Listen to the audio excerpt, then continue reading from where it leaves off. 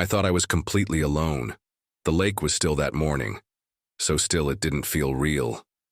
The kind of stillness that belongs in memories more than moments. Pine trees lined the edges, their reflections perfect in the water, only broken now and then by the lazy swirl of a fish below or the flicker of sun dancing across the surface. I had come for quiet, solitude, a line in the water, a coffee in the cup holder, and silence like an old friend. Then I heard it.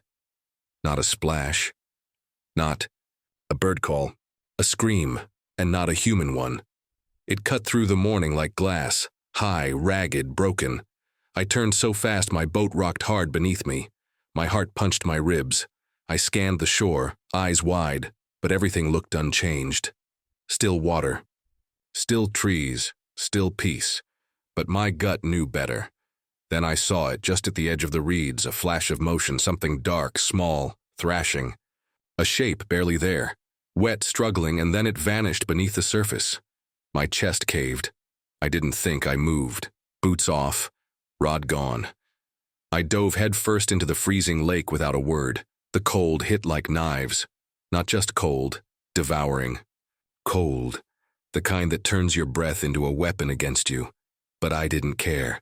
I swam hard, eyes locked on where I'd last seen that shape. Every second was a countdown. Whatever it was drowning, dying. When my fingers brushed, something beneath the surface, wet fur, limp, I grabbed, pulled.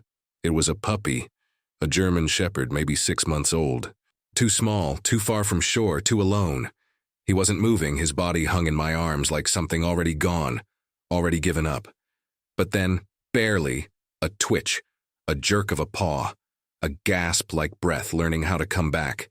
He was alive, barely. Cradled him against my chest and kicked toward the boat, whispering things I didn't know I was saying. Stay with me. Not like this. I didn't have a plan. Just water in my lungs, a dying puppy in my arms, and something fierce rising in my chest like a promise I wasn't ready to break. He had survived something he should not have survived. And what we found next would be even harder to explain.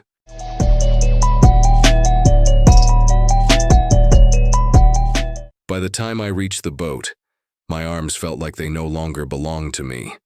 I hauled the puppy in first, then collapsed in after him, both of us soaked, shivering, and dangerously close to the edge of something I still didn't fully comprehend.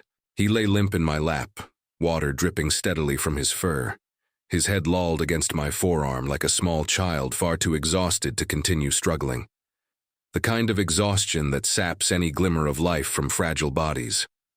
There was no breath, no sound, just a fragile, drenched, trembling body that absolutely did not belong in that freezing water. I ripped off my soaked jacket and wrapped it around him, his still form partially hidden beneath the thin fabric.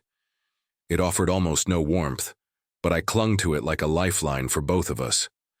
I shouted into the cold wind, trying to convince both him and myself that we could still make it. Stay with me, little guy. Don't give up now, not today. My voice cracked on the last word, almost swallowed by the wind. I fumbled with the ignition until the engine roared to life. My hands trembled uncontrollably as I aimed the boat toward the dock. There was no plan beyond forward motion, no emergency protocol, just the raw instinct to escape that lake and find help. Each wave slapped against the hull like the ticking of a clock, each slap adding weight to the seconds that threatened to slip away. I kept glancing down at him, searching for movement or any sign of life. He remained motionless, a silent passenger on a boat heading toward either salvation or disaster. The cold was unbearable.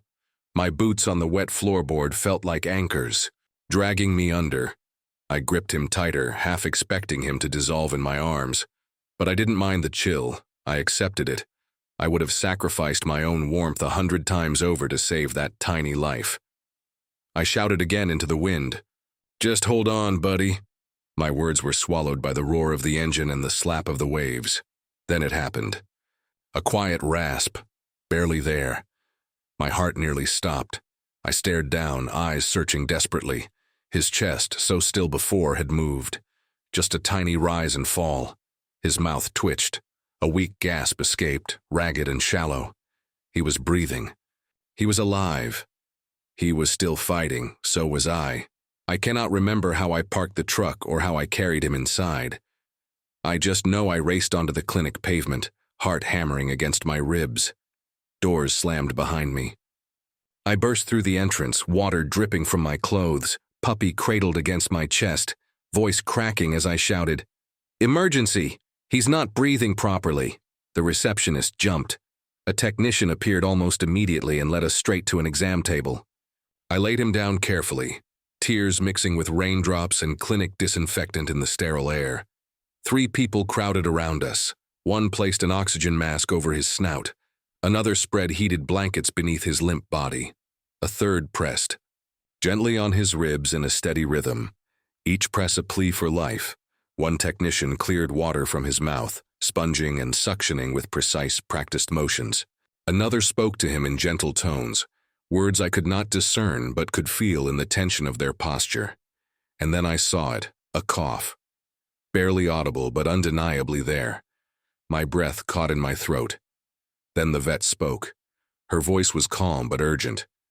Male German Shepherd puppy, roughly 6 months old, hypothermic, near drowning.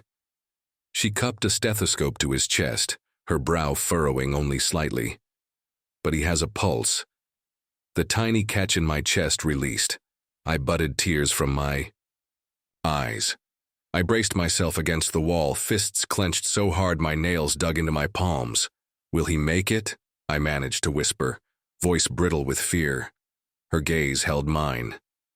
"If you'd found him 5 minutes later, we'd be having a very different conversation," she said quietly. Her words pressed into my chest like a physical blow. 5 minutes. That was the threshold between life and nothingness. They moved. Him to a warming chamber. A small enclosed warming unit bathed him in soft light, IV fluids dripping steadily. He looked like a ghost in the dim glow, color drained, motion almost imperceptible. But he was there, alive. That alone was enough. The vet tech turned to me softly. "You can sit with him if you'd like," she offered. "It might help." I did not hesitate. I pulled a chair beside the unit, leaned forward and placed my hand lightly on his paw. His pads felt like ice. My heart broke at the coldness under my palm. I whispered, "You fought out there. Don't stop now. I've got you right here." The room fell silent again except for the steady beep of monitors and the soft hum of warming lamps. Occasionally someone would step in to check stats, but mostly it was just me and him, held in the stillness of life, hanging by a thread. Minutes slowly stretched into something eternal. I can't tell you how much time passed. But what happened next felt like time rushing back into both of us. A tiny twitch under my fingers, a tremor up his shoulder, a flicker of movement. It was so small, but it transformed everything. That fragile puppy had not surrendered. He was fighting. He was still here. I leaned closer. "Come back, buddy.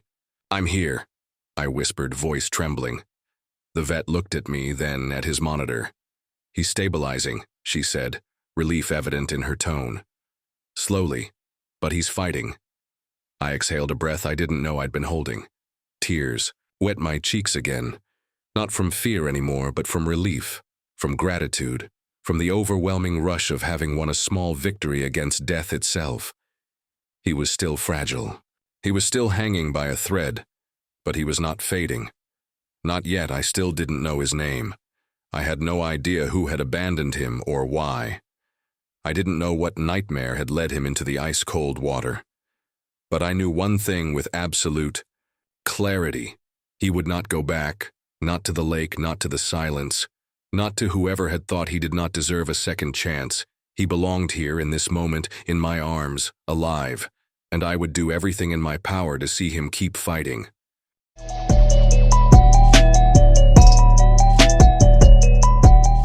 They let me take him home that evening under strict conditions. Keep him warm, quiet, and fed. No stress, no loud noises, just patience, heat, and hope. I carried him to the truck wrapped in the same jacket that had clung to us both through water and wind. He didn't stir. He was still so weak it felt like I was carrying something only halfway back from the brink. The house was colder than I remembered. Or maybe it was just me, still shaking from everything that had happened. I lit the fireplace, pulled out an old flannel blanket, and laid it down near the hearth. Then, carefully, I lowered him onto it. His body curled instinctively, like something inside him remembered how to survive. He didn't wake. He didn't cry. He didn't even twitch. He just lay there, breathing but barely, so still it made my own chest tighten with every shallow rise and fall of his. I crouched beside him for a long time, towel in hand, gently drying his fur. I moved slowly, speaking in whispers he probably couldn't hear, but I needed him to feel it. The safety, the presence, the care. My house had always been quiet, but that night the silence pressed in differently. It wasn't peaceful anymore. It was hollow. There had been no one to fill it since Sarah passed 6 years ago. Since then, it had just been me, the lake, and the routines I built like fences around my solitude. But now this broken puppy was lying in the center of it, and everything felt unfamiliar, warmer, unstable, alive. I brought him a bowl of warm water and held it close to his nose. At first, nothing. Then, just barely, his nostrils twitched. A slow, almost imperceptible sniff. Then, after what felt like forever, his tongue flicked once against the surface. One slow lap. I exhaled a laugh I didn't realize I was holding. "That's it, kid. You keep doing that and we'll be all right." The vet had said he had no collar, no tag, no microchip. Just a faded blue ribbon tied clumsily around his neck. Like someone had once cared, barely, and then stopped caring altogether. I sat beside him long into the night, spooning small amounts of warm broth between his lips, freshening the towel from the dryer every 30 minutes, and watching the firelight flicker over the lines of his tiny face. He didn't wake, didn't resist. Just accepted it all, like survival was too exhausting to do anything else. Eventually, sometime after midnight, I dozed off in the chair next to him. I woke to a sound I hadn't expected to hear again. A whine. Soft. Hoarse. Almost questioning. His eyes were open, barely. He was looking at me, not with recognition, at least not yet, but with uncertainty. Like he wasn't sure whether I was real, or just another moment of pain in a world that had already betrayed him. I didn't move, didn't speak. I just let him look. After a long minute, he blinked and laid his head back down. That was it. But it was enough. He'd seen me, and he hadn't looked away. The next morning, I barely slept. I sat in the chair, wrapped in a blanket, head resting against the cold window pane. The fire had died down, but the warmth lingered, and so did he. When I leaned down to check, his chest was still rising and falling. Steady now, steadier than before. I whispered, "Good morning," and was surprised when his eyes opened. Not wide, but enough to track me. He didn't lift his head, but his gaze followed me as I moved around the room. That was new. I warmed more broth, knelt beside him again, and let him lap it from my fingers. His mouth trembled with each lick, but he tried. Every movement was slow, tentative, but deliberate. Like he wasn't just surviving now. He was choosing to. Afterward, I sat beside him on the rug, back against the couch. The silence didn't feel so hollow anymore. It felt full, present. The kind of quiet you share with someone, not suffer through alone. Outside the window, the snow had mostly melted. Patches of brown grass peeked through like shy visitors. Spring always came late. In Northwood, but you could smell it in the air. Damp bark, soft mud. The way the trees seemed to stretch taller with each day. I drifted into memory. Me, age 10, sitting cross-legged in the kitchen, holding a German Shepherd puppy in my lap. Bonnie. That was her name. She used to chew holes in every sock I owned. I never minded. I never got mad. She was mine. And when she died 7 years later, I cried like I'd lost a sibling. I never forgot the sound of her paws skittering across the kitchen floor, running to the door when I came home. Funny how memories wait for something to unlock them. I looked down at this pup, still barely alive, and wondered what memories he carried. What dreams stirred his twitching paws, who he missed, what he'd already lost. Then his leg jerked, hard, a sharp, sudden motion like a nightmare. A whimper escaped him, barely audible but piercing just the same. I moved closer, whispering gently, "Hey, you're safe now." His eyes fluttered open again. This time he didn't just look. He moved. Barely. Just a slow lift of his head and a slight shift of his paw toward me, the first time he'd reached out on his own. My chest clenched. "You're a fighter," I whispered, brushing a knuckle against his fur. "A stubborn little survivor." And in that moment something cracked open in me, something soft and old and long buried, because for the first time I realized I wasn't just taking care of him. He was waking something in me too.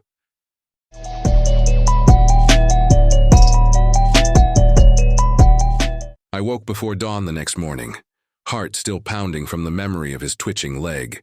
It was cold, that kind of sunrise chill that steals the heat of last night's fire and leaves only breath visible in the air. But I didn't care. The house felt different now, warmer, yes, but also full of possibilities I'd nearly forgotten existed. I slipped out of bed, careful not to wake him, and padded down the hall to where he lay, curled on his blanket. The fire had died completely, but the room still smelled of wood smoke and something softer, something living. He slept soundly, paw curled under his chin, chest rising in calm defiance of everything he'd been through. I knelt beside him, voice low and raw. "Morning, champ." His ears twitched, eyes fluttered open, and he looked at me like he wasn't sure I belonged there. Like he was still figuring out who I was and whether I could be trusted. I reached out slowly, resting my hand just behind his ear. He leaned into it just a bit. Not much, but enough. We stayed like that a long time, just me and him, and a silence that wasn't empty anymore. It was something else, a bridge between us. I felt him trusting me more than yesterday, and that small shift put my own wounds back into place, like memory returning to reading its first line after years unread. When morning light finally pulled itself through the windows, I carried him outside. The porch wood was cold under his paws, but the spring air smelled alive, wet earth and pine and hope. He walked slowly, tentative, each step measured.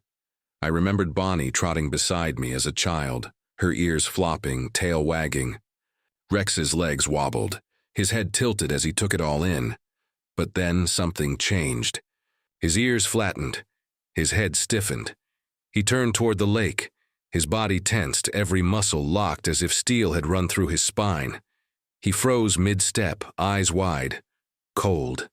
Something deeper than cold. Fear. Not the same fear that made him collapse in my arms. Something older. A memory buried under his fur and bones and whatever had haunted him before he drowned.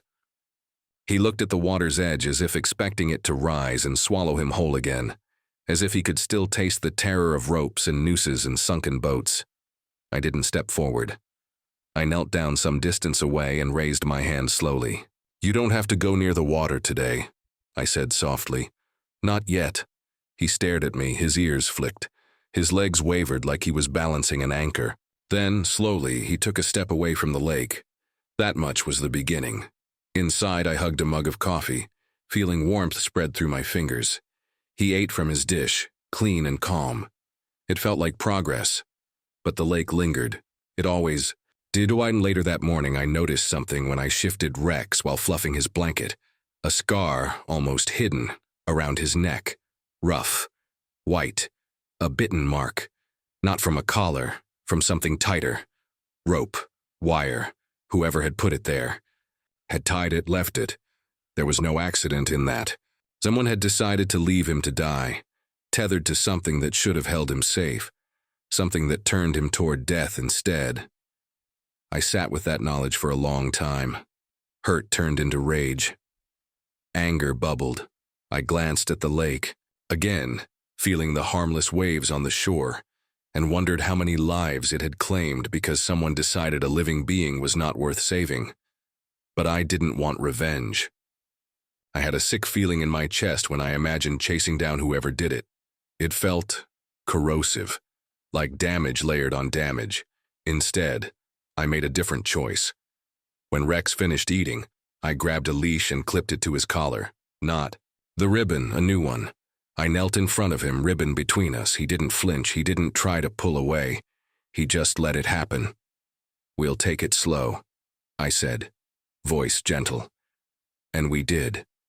We walked into the woods beside the cabin, away from the lake. The path wound behind old pines and across mossy logs. He sniffed everything: trees, rocks, mushrooms, birds. It was like he hadn't smelled a forest in his life, or maybe he had and had forgotten.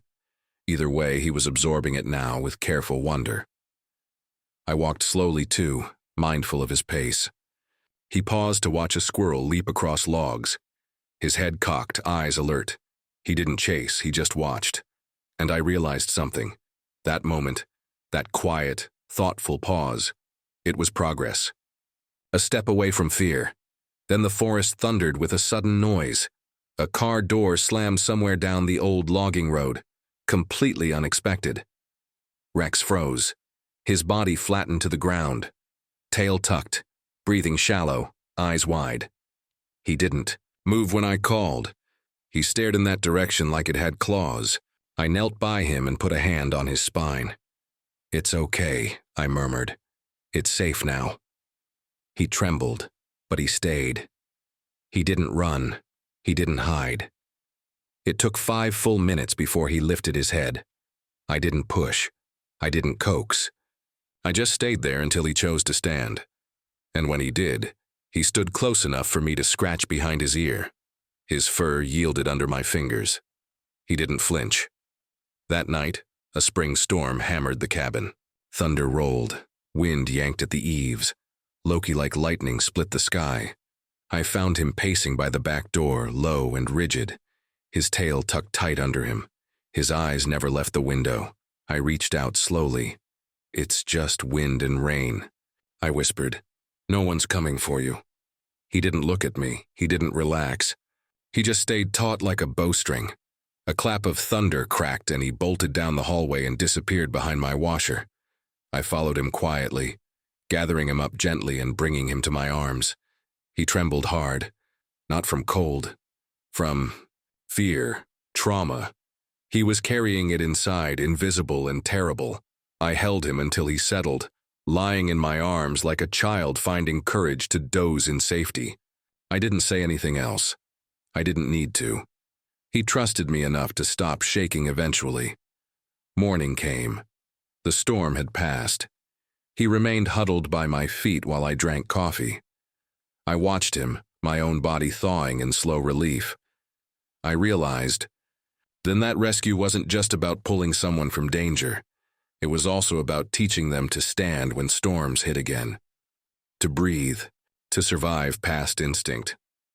Rex had already survived once because someone jumped in to save him. Now he was surviving again because he chose to stay. And I was surviving because he needed me. A silent house had stopped being hollow long before. It had become something better. A home, maybe. Not because of walls or a fire, but because something wounded had slowly become whole again inside it.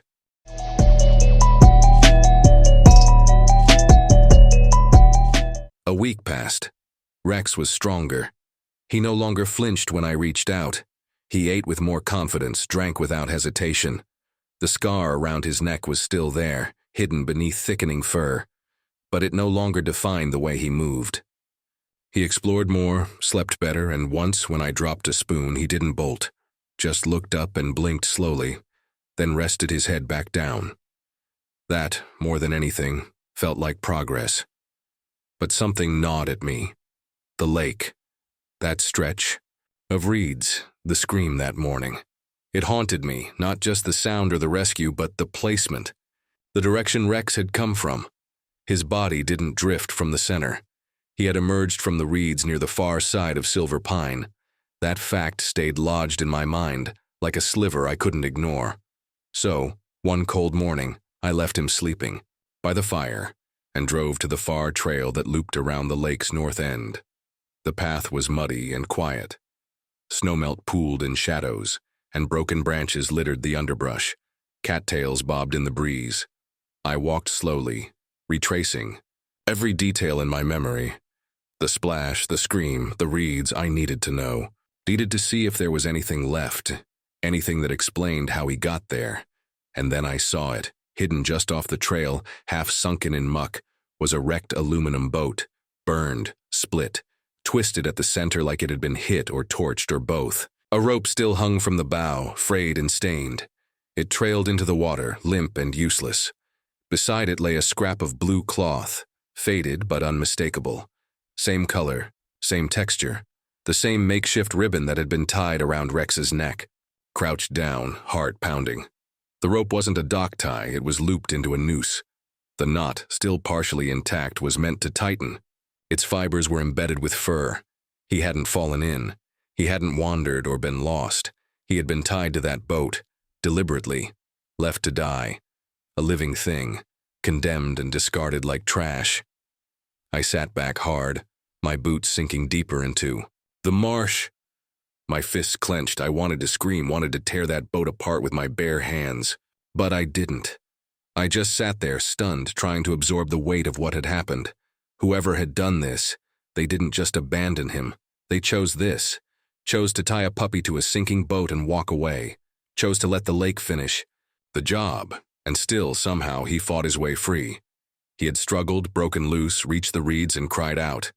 And I had heard him. I didn't call the sheriff, didn't take photos. What would I say? I found a half-dead puppy in a wrecked boat with a noose on it. Justice wouldn't undo what had already been done. And truthfully, I wasn't interested in revenge. I was interested in healing. When I got home, Rex met me at the door. He limped less now. His eyes followed mine, bright and curious. He sniffed my boots, paused at the scent of lake mud still clinging to the soles, and then looked up at me. Not scared. Just knowing. He understood. Not what I'd seen, but that I had seen something. Something about him. I knelt, scratched behind his ear, and said quietly, "I know what they did." He leaned into my hand. "But that's not your story anymore. We didn't talk after that. We didn't need to." That night, I couldn't sleep.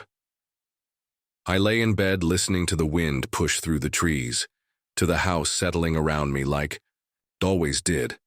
But now there was another rhythm. Rex breathing in the living room, soft and steady. I got up around 3 and walked out to find him curled on the rug, fire low. His coat glowing faint in the light, his chest rising and falling like tide. I sat on the couch, watched him for what felt like hours. He was no longer just the dog I'd pulled from the lake. He was something more. A presence, a reminder of resilience, of timing, of unexpected second chances. I hadn't planned for him, I wasn't ready. But he showed up anyway, shivering and silent, needing nothing more than someone to not look away. And I hadn't. The next day, we walked a new trail, one that wound behind the cabin and away from the lake. He was cautious but curious, sniffed every tree root, watched birds pass overhead, chased a falling pine cone, then looked back at me as if asking, "Is that allowed?" I laughed out loud, startling both of us, and he perked his ears in surprise. For a brief moment, he looked like a regular puppy, not a survivor, not a victim, just a dog rediscovering the world. But peace is fleeting when you carry trauma. As we rounded a bend, a sharp sound broke the quiet. A car door slammed far down the road. Rex dropped flat, body rigid, tail curled, breathing shallow. I knelt beside him instantly, pressing my hand lightly on his back. "It's okay, buddy, you're safe, no one's coming." He didn't move for 5 long minutes, didn't blink, didn't breathe deeply. When he finally stood, he didn't look at me, just shook once, like shedding a memory. I didn't say anything, else some wounds don't need words. Later that evening, the storm rolled in. A Minnesota spring tempest, wild and sudden. Wind screamed through the trees, rain hammered the roof, lightning cracked across the lake.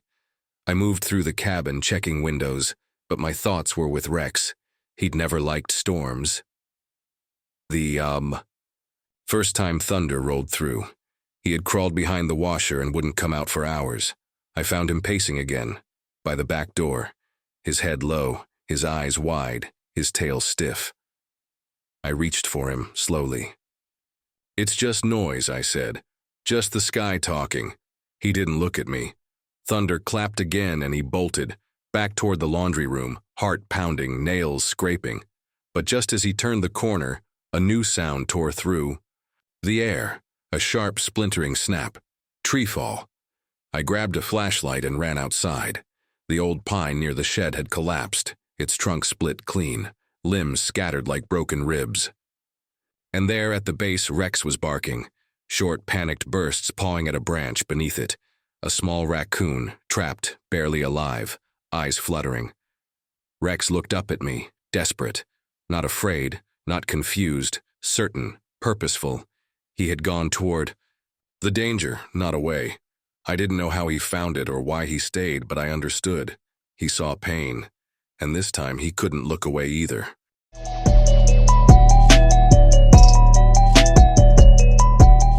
By morning, the storm had passed. The world outside looked washed clean. Branches glistened, air smelled sharp with wet pine and earth. The cabin felt quieter than usual, but not empty. Never empty. Rex was curled beside the fire, paws twitching in his sleep. He hadn't left the raccoon's side until its last breath sometime during the night. He didn't whimper, didn't bark, just stayed, a silent vigil, solemn and still. That morning, I knew with a certainty I hadn't felt in years. He didn't belong to me. He belonged to something greater, to healing, to service, to someone who needed him even more than I did. I called the Eagle Ridge K-9 Rescue Center again. Sarah answered, surprised.